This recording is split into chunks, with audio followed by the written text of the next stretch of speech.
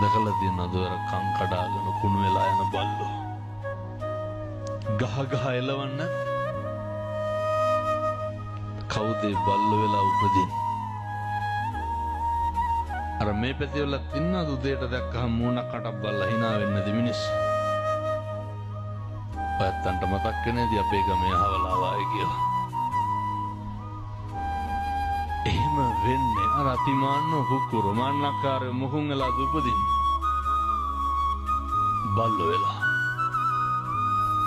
හැම කෙනෙකුටම ප්‍රියශීලී වෙන්න. හැම කෙනෙක් දැක්කහම හිතක් පිරෙන්න කතා කරන්න පුළුවන් මිනිස්සු වෙලා ඉපදුනහම විතරයි. අදිෂ්ඨාන කරගන්න හෙට ඉඳන් කිසි කෙනෙකුගේ හිතක් නම් රිද්දන්න එපා.